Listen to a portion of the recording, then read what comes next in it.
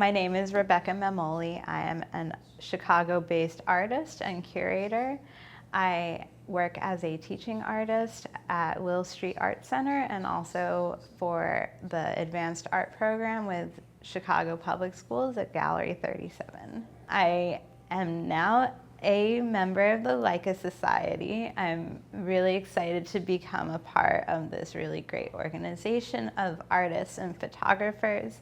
It's interesting to see a crossover between film and digital and seeing that both of those are kept alive, and the Leica Society is a really good proponent of that.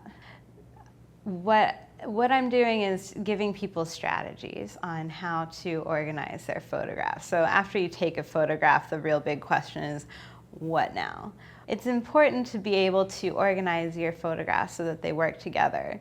Like, one photograph can be really strong, but two photographs next to each other can either make or break each other. So figuring out those strategies while also being able to convey what your purpose is. Putting together my own work, I have portfolio reviews, I have website, I have exhibitions, and so the different ways that I have to constantly be organizing this, it's something that I struggle with, and so having come up with a bunch of strategies for that, it's like my pleasure to share that.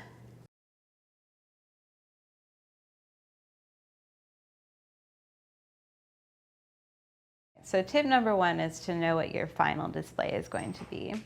By making that decision, you're going to be able to organize your images. So a book is going to have a different kind of sense of order than a slideshow or a Facebook post or a exhibition. So when I say exhibition, it could be either in a gallery or maybe you're choosing images to frame and hang on a wall. And so all of those different formats will end up working differently. Maybe like a slideshow, you look at images one at a time. So you're going to need to have images that lead you to go to the next one, without having the context of the image before it.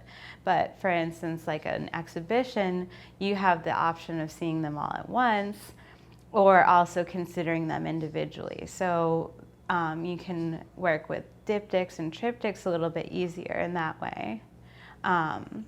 But also you get to have the chance to maybe isolate one image and then have three that are working together, have one lead to the next, to the next, to the next.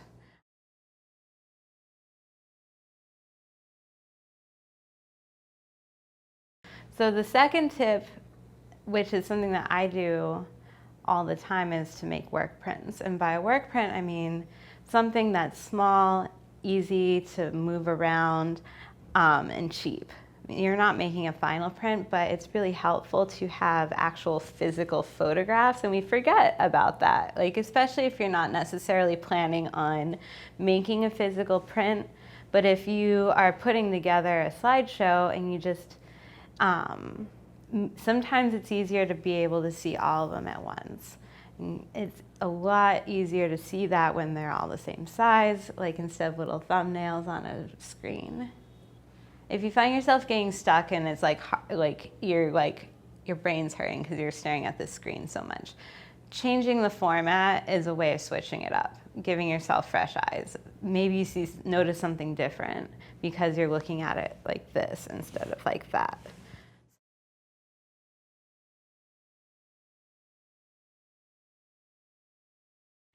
So the third tip is to start and end with really strong photographs.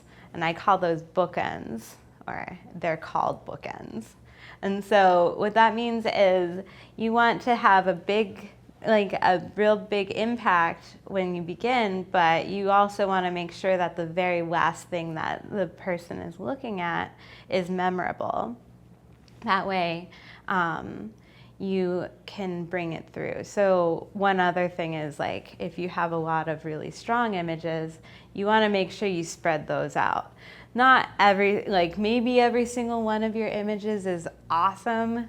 That's cool, then you have a different problem, right? But if you have some images that work but aren't the best, you might be able to strengthen them. So a good photograph has movement, and what you want is that a viewer moves their eye around the frame of a photograph, that every edge within that frame is activated. So you don't want just the subject matter to keep you in one spot. You want all the elements of the photograph to service the subject matter. And you want that to create this movement that also is then mimicked within the editing that you do, because you want your viewer then to also move from picture to picture and within your images.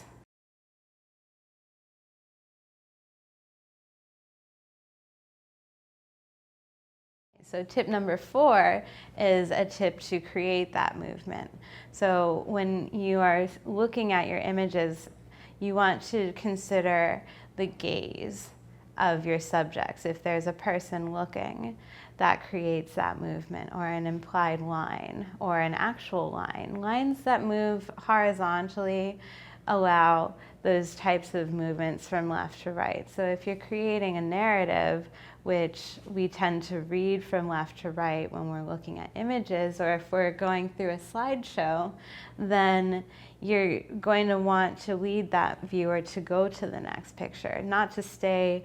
You want them to stay, but you also want them to be able to lead to the next picture.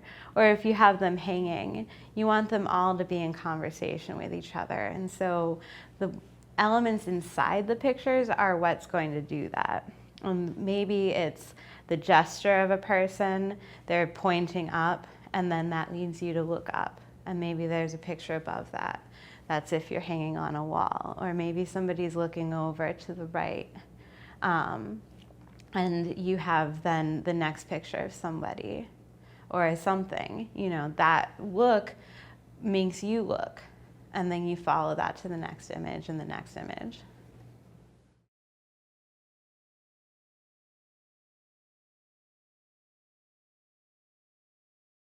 So tip number 5 is to edit and then re-edit. And by that I mean to put something together and don't look at it. Like, step away for a day, come back to it and look at it with fresh eyes, because you might end up seeing something that you didn't notice. Because when you're looking at images, you tend to get used to the way that they look or the way that they're organized. And then going back and revisiting it, you might see something new. And the other tip, that's part of that, is to also get a second opinion from somebody. So you might not always agree, but having another person's opinion will either reinforce your opinion about the order, the work that you're doing, or it'll give you insight into the work that you hadn't seen before. So there's nothing but good things to be gleaned out of feedback from people. So there's only one thing you really need to remember, and that's there's no rules, only guidelines.